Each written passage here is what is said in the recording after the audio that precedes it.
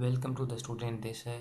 In this video, we will discuss some important questions of reinforcement concrete. These questions are helpful for state JEE, central government examination related to junior engineer and assistant engineer. So far, we have discussed survey, PMC, soil mechanics, and the remaining subject will be discussed later in upcoming videos. The first question is, the shape of idealized test and curve for concrete as prescribed by IS 456-2000 is rectangular, parabolic, rectangular, parabolic, none of these. So have a look at stress and curve. You can see here up to the strain of 0.002, it follows a parabolic path, and after the 0.002 strain, it follows a linear path. So we can say combinedly it follows parabolic and the rectangular. So option C will be correct. The term characteristic load means the load which has a probability of not being exceeded during the life of the structure is equal to 96, 95, 99 and 100. It means what? कि characteristic load कौन सा load होता है जिसके exceed होने की प्रायिकता कितनी है? 5%. एक्सीड होने की प्रोबेबिलिटी सिर्फ 5% है और एक्सीड नहीं होने की प्रोबेबिलिटी है वो 95% है. ऑप्शन बी इसमें करेक्ट हो जाएगा. For reinforced concrete, members totally immersed in sea water, the cover thickness recommended by the code is 25, 30, 20, 45. So here is a table given by the code IS 456. You can see on the screen. For the mild condition it is 20, for moderate it is 30, for severe it is 45, for very severe it is 50, and for extreme it is 75. So in the question it is given like that, immersed in sea. So the condition is severe, so the nominal cover will be 45. You just have to remember this table. The correct answer is D. The modular ratio M is given by 280 upon sigma CBC, 280 upon 2 sigma CBC, 280 upon 3 sigma CBC, none of the above. तो model ratio M के लिए formula बताना है आपको. Formula क्या होता है? 280/3 sigma CBC. Sigma CBC यहाँ पे क्या है? Characteristic strength of concrete. Next question is permissible compressive strength of M20 grade concrete is 100 kg per centimeter square, 200 kg per centimeter square, 150 kg per centimeter square, 250 kg per centimeter square. M20 grade concrete के लिए आपको permissible compressive strength बतानी है. तो कितनी हो जाएगी? 200 kg per centimeter square. Correct answer is B.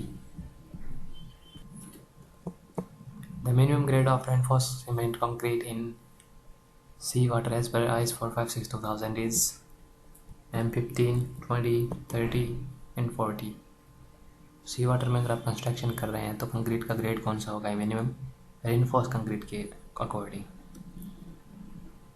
कौन सा हो जाएगा? M30. M30 is the correct answer. लेकिन अगर आप कंस्ट्रक्शन आप सी वाटर में कर रहे हो और कंक्रीट आप प्लेन यूज़ कर रहे हो, प्लेन कंक्रीट यूज़ कर रहे हो, RCC नहीं कर रहे हो आप, तो कौन सा हो जाएगा ऑप्शन उसमें? M20. लेकिन RCC आप यूज़ कर रहे हो क्योंकि IS 456 है, उसे RCC कोई बताता है, तो इसका करेक्ट आंसर क्या हो जाएगा? M30. Partial safety factors for concrete and steel respectively may be taken as 1.5 and 1.15, 1.5, 1.78, 3 and 1.78, 3 and 1.2. Concrete and steel के लिए आपको पार्शियल सेफ्टी फैक्टर्स बताने हैं. तो कंक्रीट के लिए पार्शियल सेफ्टी फैक्टर कितना होता है? कंक्रीट के लिए 1.5 लेते हैं क्योंकि कंक्रीट फील्ड में तैयार किया जाता है तो उसके बारे में अनसर्टेनिटी ज़्यादा है कि कुछ फैक्टर हो जाते हैं जो अपन कंट्रोल नहीं कर सकते, तो इसमें सेफ्टी फैक्टर ज़्यादा यूज़ करते हैं. जबकि स्टील है जो फैक्ट्रीज़ में, मैन्युफैक्चरिंग साइट्स में होता है, तो उसके लिए आप कह सकते हैं कि पार्शियल सेफ्टी फैक्टर्स में थोड़ा सा कम लेते हैं, तो 1.15 ले लेते हैं इसमें. तो ऑप्शन ए इसमें करेक्ट हो जाएगा. This question have been repeated many times in exams, so you just have to remember it. The next question is, for RCC construction, the maximum size of course aggregate is limited to 10, 15, 20 and 25 mm. RCC construction आप कर रहे हो तो इसमें coarse aggregate की maximum size आप कितने ले सकते हो ये आपको बताना है.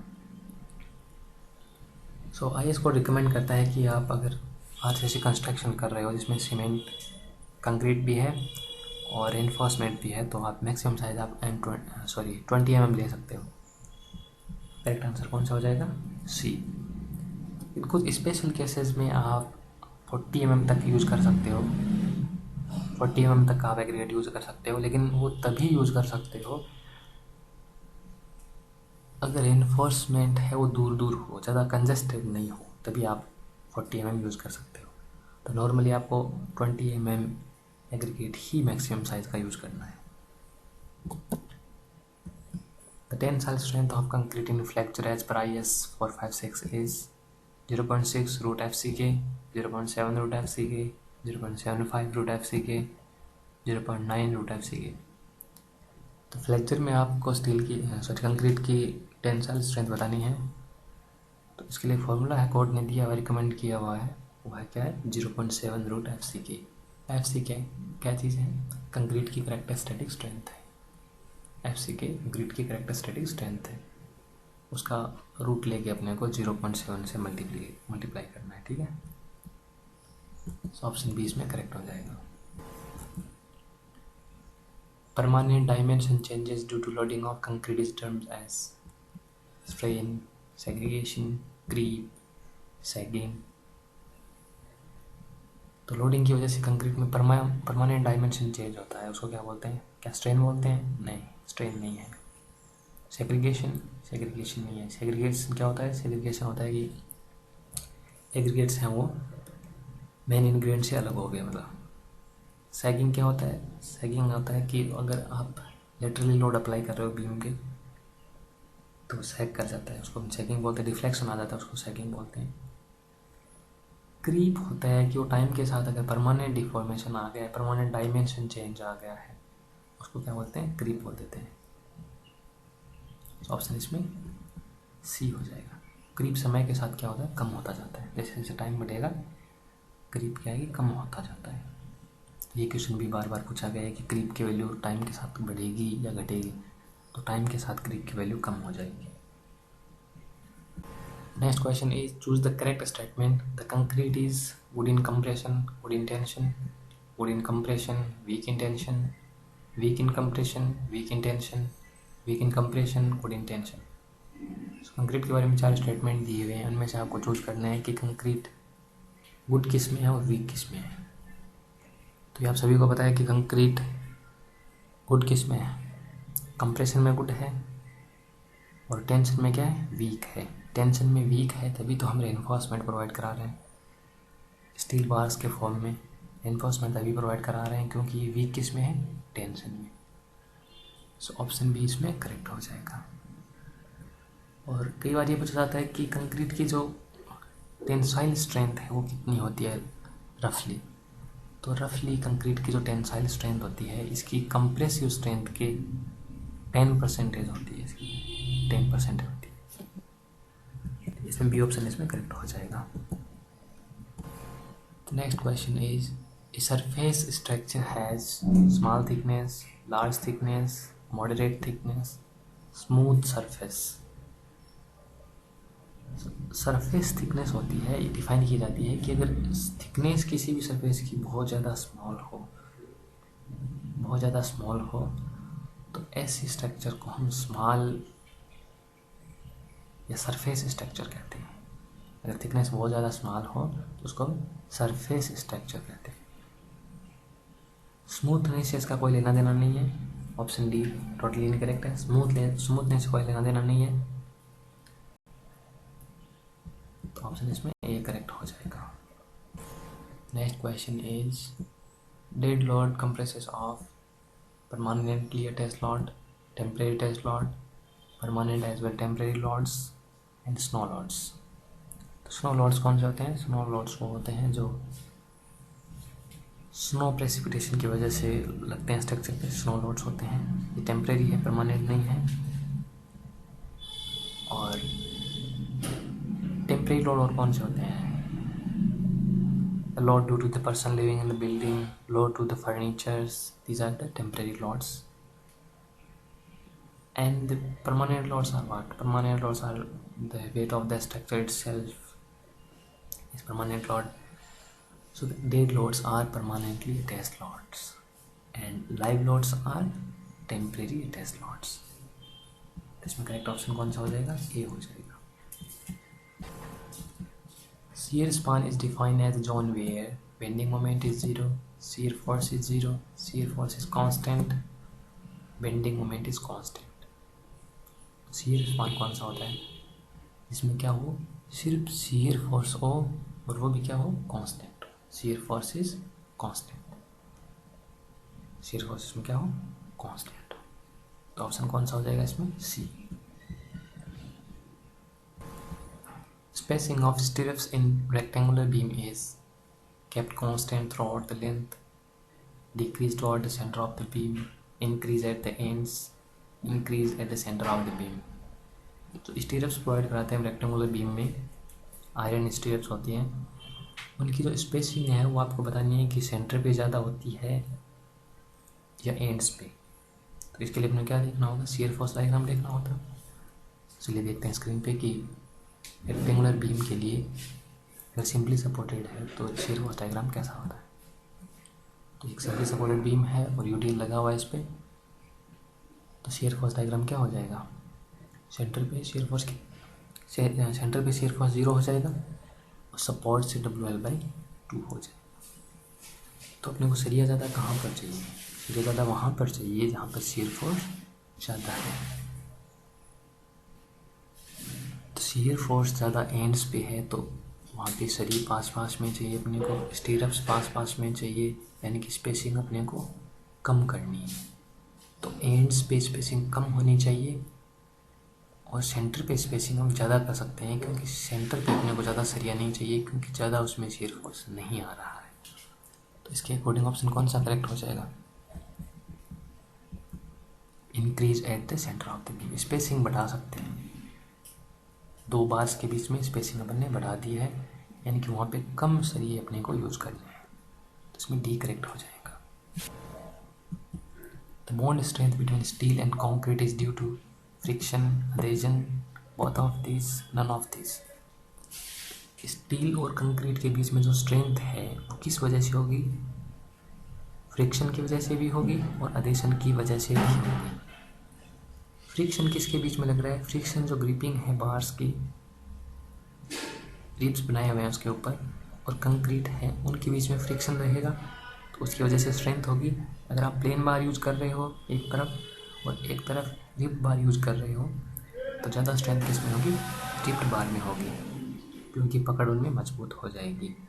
और अधेशन किन के बीच में होगा? अधेशन स्टील और कंक्रीट के बीच में होगा।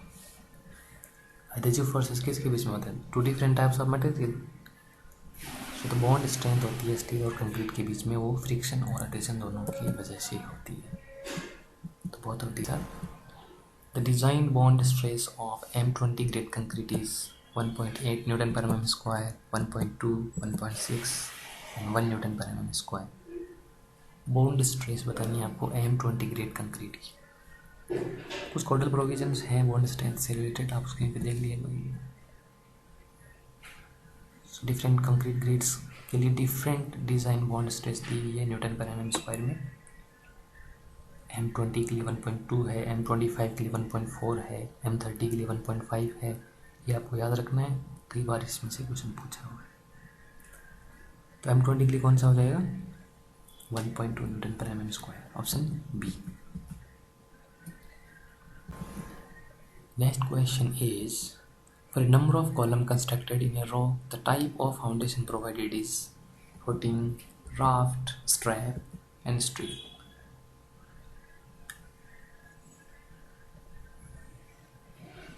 कि बहुत सारे कॉलम्स हैं एक रो में एक ही फाउंडेशन के ऊपर, तो इस तरह की फाउंडेशन क्या बोलेंगे, एक ही फुटिंग पे, तो क्या बोलेंगे उसको,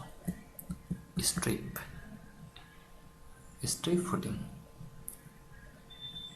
कई बार इसमें क्वेश्चन ये आ जाता है कि वॉल दी हुई है और उसके लिए एक कॉमन फुटिंग है, उसके लिए उसको कौन सा यूज करेंगे, उसको भी स्ट्रिप बोलेंगे। और नंबर ऑफ कॉलम्स हैं एक रो के अंदर जो एक ही फुटिंग पे कंस्ट्रक्टेड हैं, उसको भी हम क्या बोलेंगे, strip footing. So option D is correct. In a cantilever beam, main reinforcement is provided above the neutral axis as vertical stirrup as helical reinforcement below the neutral axis। तो screen पे आप एक कैंटिलीवर बीम देख रहे हैं, इसका cross section और side view दोनों दिखाया मैंने। तो कैंटिलीवर बीम पे अगर वर्टिकल लोड डाउनवर्ड लग रहा है तो क्या होगा, ऊपर की तरफ क्या हो जाएगा, ऊपर का फाइबर किस में हो जाएगा, टेंशन में होगा, और नीचे का फाइबर क्या होगा, कंप्रेशन में होगा। और स्टील हमेशा हम प्राइमरीली किस में लगाते हैं, टेंशन जोन में। तो कैंटिलीवर बीम में टेंशन जोन न्यूट्रल एक्सिस के ऊपर रहता है, तो अपन जो मेन रेनफोर्समेंट है, जो प्राइमरी रेनफोर्समेंट है, वो कहाँ प्रोवाइड करेंगे, न्यूट्रल एक्सिस से ऊपर। डायग्राम में आप देख सकते हैं इस तरह से ये प्रोवाइड कराया जाता है। ये मैंने साइड में दिखाया है एक कैंटिलीवर बीम का। डैश जो लाइन है वो न्यूट्रल एक्सिस को डिनोट कर रही है, और जो थिक ब्लैक लाइन है वो रेनफोर्समेंट को डिनोट कर रही है। तो इस तरह से रेनफोर्समेंट प्रोवाइड करते हैं। ओके, करेक्ट आंसर कौन सा हो जाएगा, above the neutral axis. Next question is the maximum permissible value of organic solids in water used for the preparation of concrete as per IS 456/2000 is 200, 500, 3000 and 2000 milligram per litre. तो कुछ values हैं, आप इसको screen पे एक बार देख लें। Organic, inorganic, sulphates, chlorides and suspended metals के लिए ये परमिसिबल लिमिट्स दी हुई है। तो अगर बात करोगे आप ऑर्गेनिक सॉलिड्स की, जो फर्स्ट सीरियल नंबर 1 पे दिया हुआ है उसकी वैल्यू कितनी है, 200 मिलीग्राम पर लीटर। तो करेक्ट ऑप्शन कौन सा हो जाएगा, ई। क्वेश्चन बहुत बार पूछा गया एग्जाम में, most repeated questions from RCC, so you just have to remember it. So आज के लिए फ़िलहाल इतना ही। अगर आप सर्वे, सॉइल मैकेनिक्स और BMC की वीडियो देखना चाहते हैं तो लिंक्स दी हुई है डिस्क्रिप्शन में। और अगला हमारा टॉपिक होने वाला हाइड्रोलॉजी पे। So don't forget to subscribe, ring the bell to get notified for the next quiz. We are conducting daily quizzes in less time and you can get the PDF in the Telegram channel. Don't forget to subscribe.